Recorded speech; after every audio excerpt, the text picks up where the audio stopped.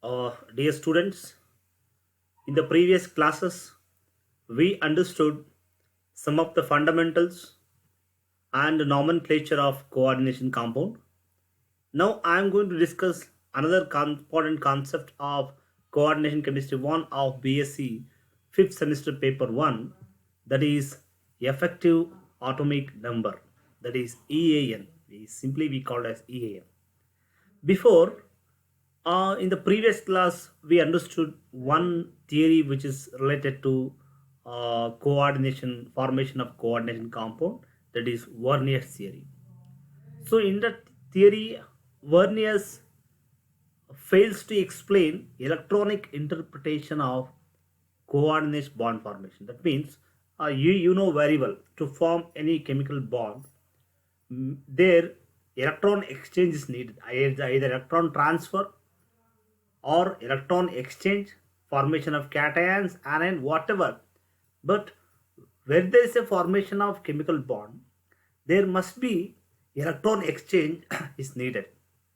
But Vernier's theory do not give any such things, do not give any explanation about electron exchange, electron interpretation. But the scientist Sidwick, he tried to explain the formation of coordination bond by counting electron exchange. For that, he is going to count the number of electron which is present in the center metal ion along with the number of electron donated by the ligand.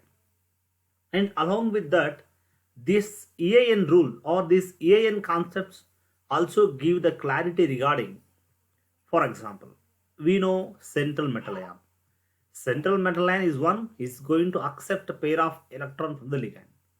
So their question arises, how long it is going to accept pair of electron, or what is the capacity of the central metal ion to accommodate electron, how many electron exactly it accommodates. So we do not have clarity, but this theory exactly give how a particular central metal ion is going to accept electron from the ligand.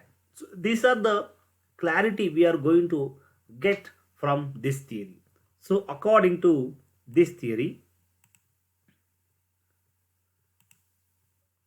you just look at here, you just observe the cursor. According to this number, this Sidwick effective atomic number, atomic number, it is the number of electron present in an atom.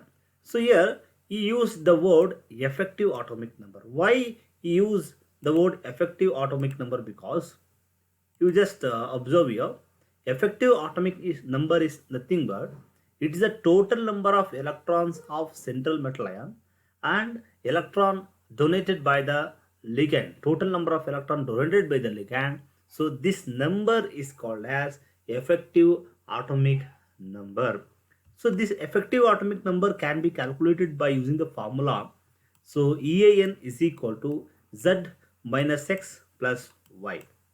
Here Z is nothing but atomic number of central metal ion of the coordination complex, and X is the number of electron lost during formation of coordination bond in a central metal ion. Or we can also say that, so X is nothing but X is equal to oxidation state. So for example, if you take central metal ion of which is containing iron, oxidation of iron is plus 3. So why it becomes plus 3? Because 3 electrons are lost from iron. That's why its oxidation state is plus 3. So at that moment, the X value becomes 3. So X is the number of electron lost during the formation of coordination bond in central metal ion, or it is directly equal to the oxidation number of that central metal ion. And Y is the number of electron donated by the ligand. Y is so if you know, so just by looking the complex central, you can recognize central metal ion and you can identify its atomic number, and you know how to calculate the oxidation number of central metal ion. And if you know the nature of ligand, you can easily calculate the value of Y. That means if it is a monodentate ligand, it can donate 2 electron. If it is a bidentate, so it can donate 4 electron. That means 2 pair of electron it donates, and if it is a tridentate, it donates 3 pair is the thing, but it, so one tridentate ligand can donate 6 electrons. So just if you know the nature of electron, oxidation state and atomic number of central metal ion, you can easily calculate so this effective atomic number. So let us see some of the examples. So you take this hexacyano, potassium hexacyano, so ferrate 3 complex. So in this complex, iron is the center metal atom, cyanide is the ligand, and potassium is the counter ion here. So here the atomic number of iron is 26, and here the oxidation state of iron in this complex is +2. That's why the value of X is 2. And so there are 6 monodentate ligands are present. Each can donate 2 electron. So totally there are 12 electron. So apply these the value of Z, X and Y to this formula. So 26 minus 2 plus 2, if you simplify, you are going to get 36. So 36 is the effective atomic number of these potassium hexacyano iron iron 3 complexes. Next, take another example of complexes of coordination number 4. Here, so nickel is a central metal atom of atomic number 28. Z, you are well familiar with the symbol Z. Z is frequently used to indicate the atomic number of species. And X, here oxidation state of nickel is +2. That's why the value of X is 2. And here there are 4 ammonia. It is a neutral ligand. It's a monodentate ligand. So there are 4 monodentate ligands are present. So totally, so 8 electron donated by it. So if you apply this value and after simplification, so 28 minus 2 plus 8, you are going to get 34. 34 is the effective atomic number of this complex. And similarly, you take another example of a complex containing bidentate ligand. Here C2O4 2 minus oxalate. Oxalate is a bidentate ligand. In this case, so chromium, atomic number of chromium, scandium, titanium, vanadium and chromium. So it is 24 and its oxidation state is +3. So that's why the value of X is 3. And here one important thing here is oxalate is a bidentate ligand. Each can donate 4 electrons. So totally there are 3 ligands. So 4 into 3, there are 12 electrons which is donated by this oxalate ion. If you substitute this value in this formula, so 24 minus 3 plus 12, so 33. After simplification, so you will get the value 33. 33 is the effective atomic number of this complex. This is how, just by knowing its atomic number and oxidation state and by total number of electron which is donated by the ligand, we can calculate effective atomic number of any coordination complex. And similarly this complex, so tetrachloropalladium complex, and in this complex chlorine is a monodentate palladium. Atomic number of palladium is 46. So oxidation state is 2 and there are 8 electron donated by chloride.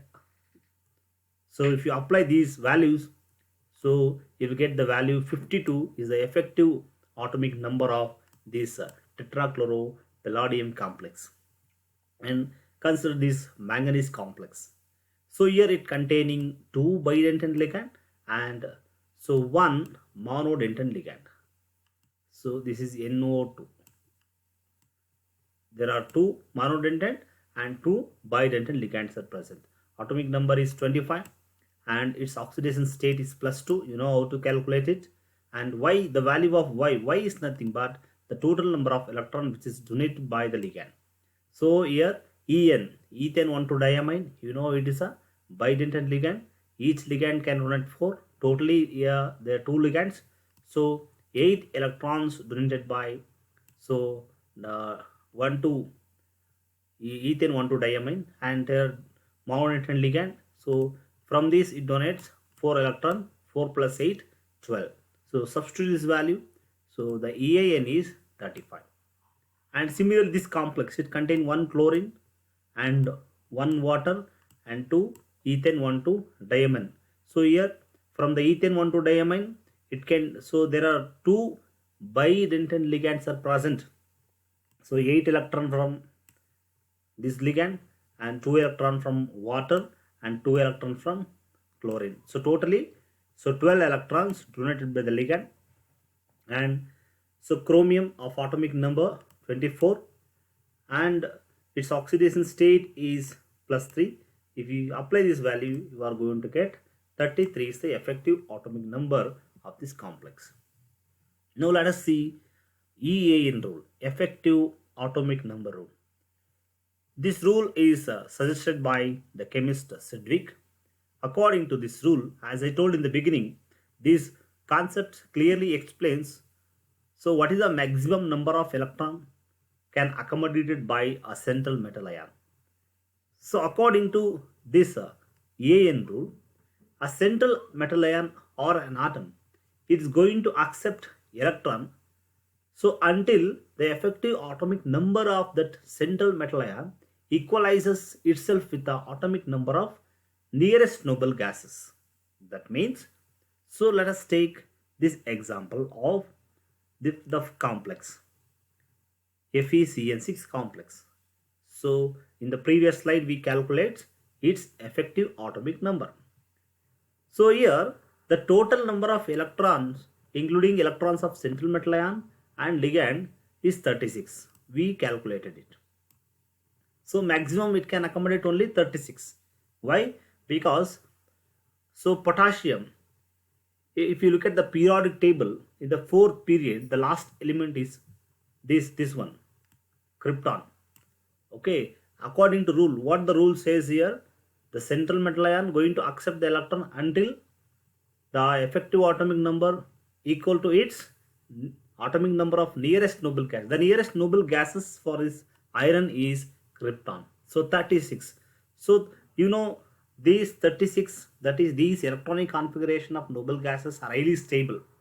So they do not have a tendency to accept electron towards it.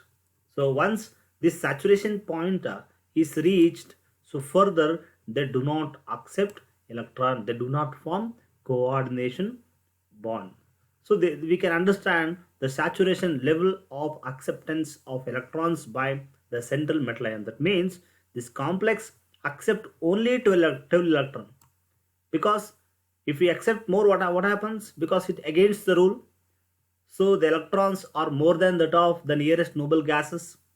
So if it is more than that of nearest noble gases, so it won't be unstable. That's why it stops up to 12.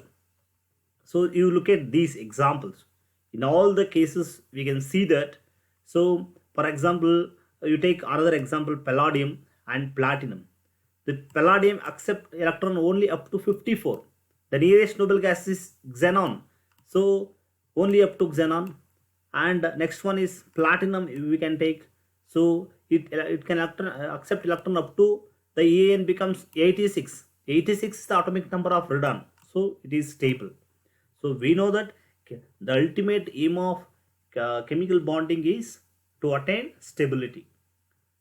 So the stability can be defined as the one which is acquire the configuration of noble gas, it is stable. So here also during coordination bond formation, once it attains the configurations of nearest noble gases, it's stable. Further, it do not takes any electron towards it. That is the important applications of this EAN rule. This EAN rule explains the limitations, that how long it's going to accept electron from the central metal ion. Next, another applications of this EAN rule is this EAN rule can easily predict the magnetic properties of a coordination complex. The one which is obey the magnetic, the EAN rule, it is diamagnetic. The one which do not obey the EAN rule, which is paramagnetic. So next slide, I'll explain the mechanism, the reason behind the magnetic property and EAN rule.